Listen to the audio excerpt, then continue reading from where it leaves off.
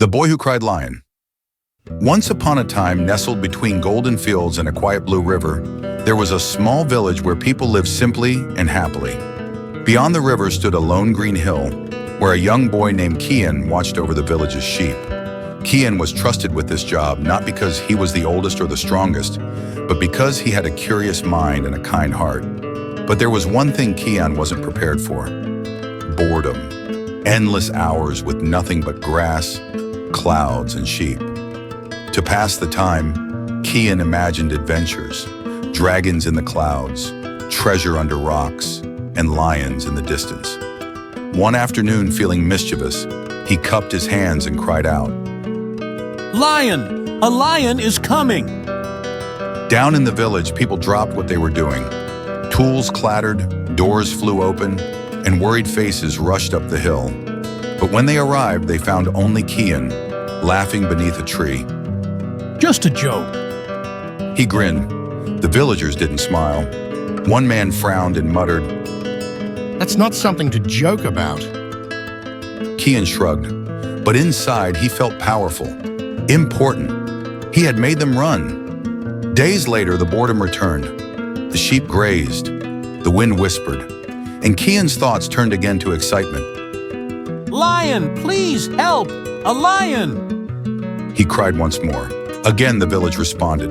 Again they climbed. Again! No lion! This time no one laughed.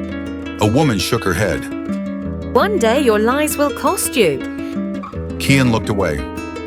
The next evening, clouds gathered. A dry wind blew through the trees. The animals grew restless. And then Kian heard it. A low, thunderous roar echoed through the hilltop. It was no dream, no game. Out from the tall grass emerged a lion, majestic, golden, and terrifying. Its eyes locked onto the sheep. Its muscles moved with power. Kian's heart pounded. He ran to the hill's edge and screamed louder than ever. "Lion! A real lion! Please help!" But below, the village stayed still. A few looked up, then turned away. No one came. Kian turned back. The lion was stalking closer. The sheep huddled in fear. Kian grabbed a fallen branch and banged it on a rock, shouting, waving, doing everything he could. The lion paused, growled, then lunged toward the flock. Kian threw a stone, not to hurt, but to distract. "Not today." He whispered. He stood tall between the lion and the sheep, his hands trembling, but his feet unmoving. The lion stopped. For a moment, boy and beast stared at each other.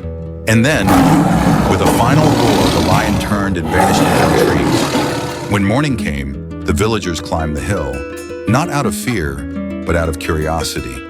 They expected to find Kian playing another trick, but what they saw stopped them cold. Tufts of golden fur, claw marks in the earth, and Kian, asleep under a tree, surrounded by unharmed sheep.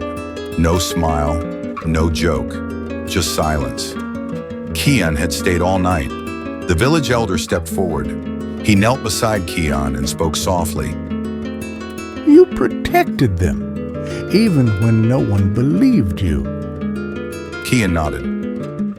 "I was the one who made them stop believing." The elder placed a hand on his shoulder. "Then earn it back, not with words, but with truth." From that day forward, Kian became more than a shepherd. He became the village's protector. He never cried lion again, unless one truly came. Moral of the story: a single lie can silence the truth, but bravery can bring it back. Lies may bring attention for a moment, but they take something precious: trust. And once it's broken, only courage, patience, and truth can rebuild it. Kian learned the hardest way, but he became stronger for it. And sometimes the bravest thing you can do is stand alone and tell the truth. If you enjoy this story, like this video and subscribe our channel for more interesting stories.